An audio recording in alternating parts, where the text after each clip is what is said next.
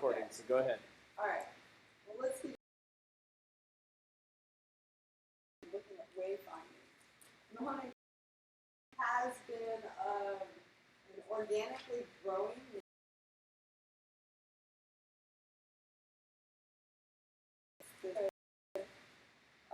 really got started sort of through the word bakery, with a lot of artists sort of going to put their studios within this particular complex. But there's a lot of other groups outside of there that may have picked up on that same sort of spark that started the word bakery and moved out. Victorian Players has been around since the early 90s,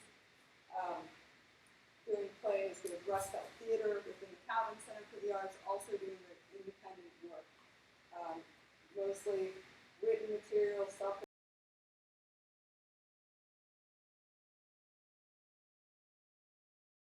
people within the arts know about the Mahoney Commons.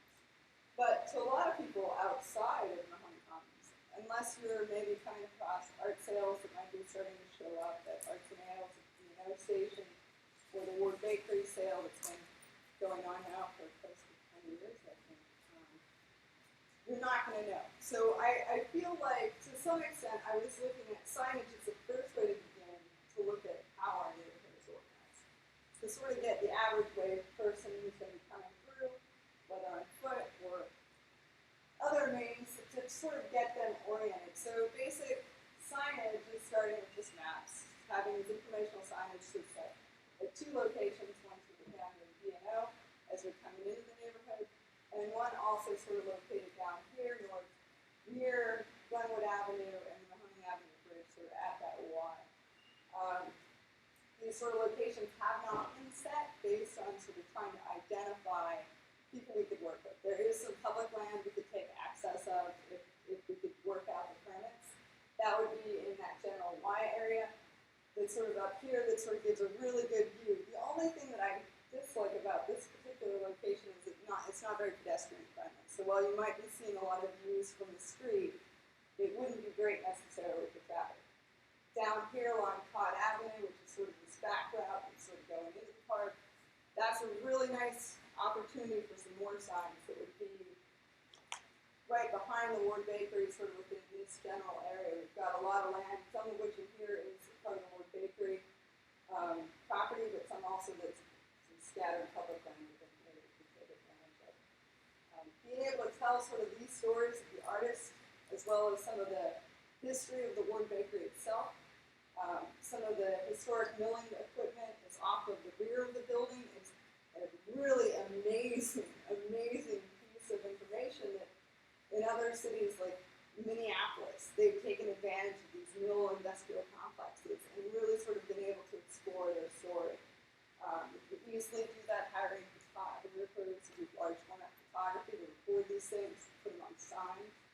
You can also sort of take advantage of that and also play off the fact of also looking at, sort of the history of this, but also the art. So one of the things that we looked at was also not just doing signage to sort of take people through the neighborhood and tell the history of these buildings and complexes, but also to sort of hire the artists within the neighborhood to contribute works and take advantage of things that are already publicly on display in the neighborhood. Tony Armini has several pieces that he's been able to establish a relationship with neighbors and business owners that have put these pieces on the top in there. And as somebody who studied art history, there's sort of a story that's not being told there. And so that for me is really just like, okay, well, if we could just get a sign and tell us whose work this is, that could potentially change people's experience or what they view it as, versus maybe seeing this as something that's just, oh, some rusty iron that's laying on the side of the road. I think if you put a plaque in front of it and you tell somebody about what the story is, it changes their experience in the neighborhood. It's not just like, oh, some rusty iron. Same with this building is Jason, owner of the Ward Bakery, who was sad he didn't know about this project going on, so he was a little disappointed.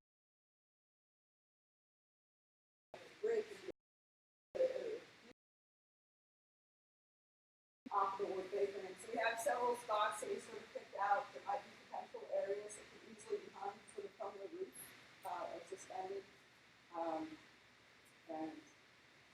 So these are three, the murals have already been made. There is 5 murals in total.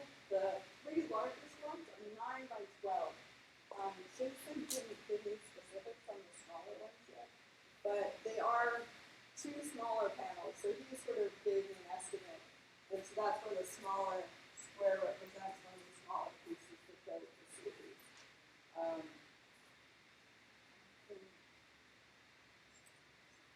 The other location that was also considered that might be potential would be off the LE viaducts, both on this, well, I guess we would be looking on this side, we would be looking east, so this would be our west face. For west face, we would have an opportunity at one point. There's 2 bolt patterns that come off the wall. If that would be sort of invasive, there's also the possibility of going up off the structure and actually implanting sort of that earthen, the earthen fill that would actually be off of this. But I believe one of the things that me and Jason had discussed about keeping these images safe, he gives them about a 3-year lifespan. He wants to do, they already wanted to do a clear coat off of that to try and see if we could do a little preservation. Currently, they are loose, so they're not necessarily or I should say stretched. But he's talked about possibly using wood to kind of reinforce them, and possibly maybe hang more like banners with the loose reinforced backing. So this is the other component of the 3-phase program. So it was one, first start with signs, implemented sort of like pointing out these gems we have in the neighborhood related to arts, the history of these buildings, sort of that background, and then moving towards engaging people through visual arts, where you're seeing, particularly in these areas where it's, you know, I don't know, there's blocked out graffiti, you know, and obviously we want to be creative, we want to see something there. So to provide something that's a little brighter, a little bit more alive, and to sort of reflect that. The last component, which I was kind of interested in, is the story maps as we're in GIS. GIS is sort of a program that a lot of archaeologists feel comfortable with. That's probably why I got interested in this particularly. Because it's a good way to show how neighborhoods and places morph. You know, you have sort of this idea of land development and maps, and the idea of this sort of open crowdsource allows for people to contribute to it too. So you're going to have this ability to gather stories, not just my stories, but I'm going to want to tell you about sort of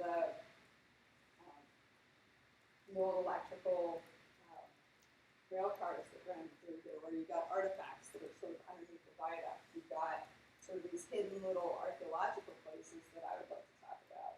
But we also have the ability for artists to upload their art, to necessarily put them in a location at their work bakery, at their studio, but to allow for them to actually use this app to easily upload the work. With the open crowdsource material, you could probably do it for a temporary period of time. I think these things you would have to determine if you guys would choose my project.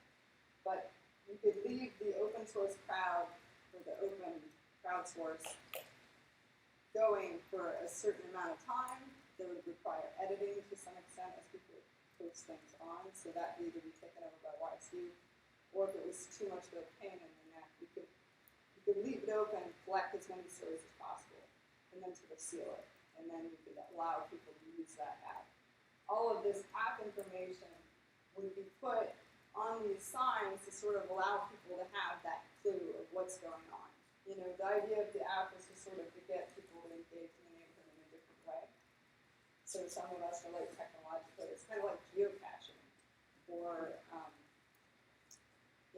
but instead it would be geocaching with arts, activities, events, and history. I think I have questions. Can you talk a little bit about the budget and about the other members of your team and what their credentials are? Sure, yeah.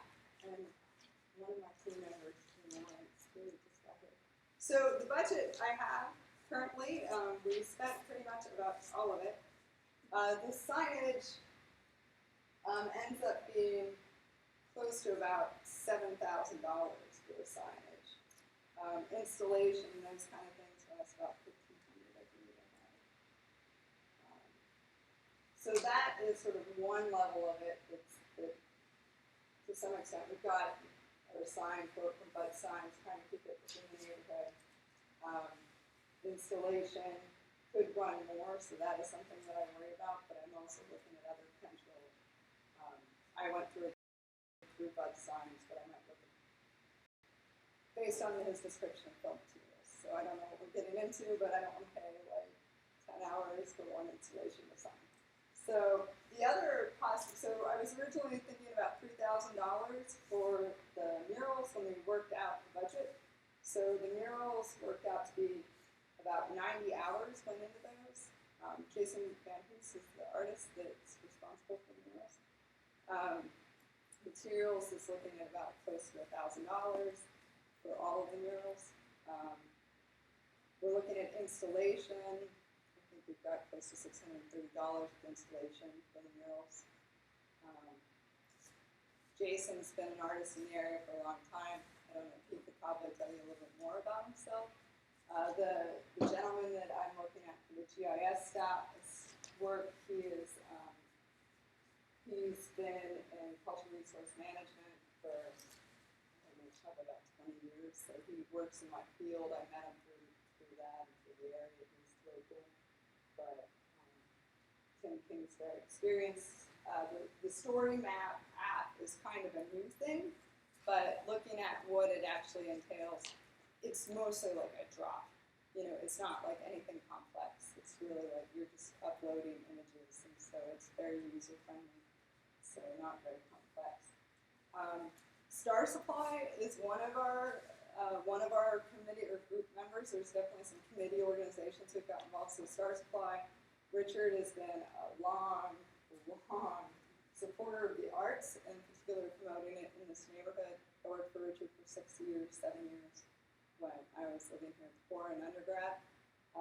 That's how I sort of knew that this neighborhood, and really fell in love with what we were doing there. And so I got Richard involved. I also got our organizations. So I wanted. And so Women Valley Historical Society is my other one. And that's mostly due to the collections. There's a ton of history in these buildings and in the stories of how this neighborhood sort of came about. So getting into those images and really doing that kind of work for the historical panels is going to be integral. So, pedestrian. Right now it's struggle. It's like they're trying to connect downtown to the park. But I remember 15 years ago, you'd be downtown, there would be nobody downtown. So, it's changing. You get some people, but I think there's joggers, particularly like the cut down to Todd Avenue and the back section of the park is really being promoted. And there's like so many things. There's a dock down here that's along the river that like you can go that people don't know about. I think that's sort of the idea of the GIS stuff too, is like, you could almost do it where you could sort of point out to people hot spots to go. You'd be teaching people essentially, okay, well this is really cool, let's go check this out. I was waiting for this to upload the other night, but I was going to put in an image of that park, where it's right now not a park, it's an abandoned industrial piece of land, but it's one of the things that were pointed out as a possible, promotion of a park. There was there's a walking trail that goes from that dock down to the B&O station. It was put in the 80s, it's defunct, nobody goes there. But there's a lot of stuff. It's just a matter of us really putting the energy in and pointing it out. I think that's why signs are necessary. Like, people don't know that there's something, or that there's a dock down there. I knew about the abandoned bridge before I knew about the dock. The dock sign just showed up the other day. Like 3 weeks ago, there was a dock sign there. It's like, oh, hey, that's the dock. But we need sort of more things that sort of talk about it. Can I say something about that? Yeah. From my understanding, it actually is state-owned land, it's an official state park, but it's no longer maintained. It used to be state signage and describing, you know, its use in the state put a boat dock. There used to be a pavilion that the state put in when somebody burned it down. So to think we have a state park right down there, and it's really close to B&O with their deck, the big deck that overlooks the river. I really love that spot. Yeah. You know, it's an underutilized resource. Yeah, I think there's a lot of. I don't know when I was talking to the guy at Bud Signs, it's not like it's even a dangerous area. Like nobody. I mean, that's the thing. Is like people are like, oh, would you walk there? It's like I totally feel safe walking in that neighborhood. You know, there's not really a lot that's going on that's like dangerous, but you know, it's perception. So you gotta bring people to places for reasons.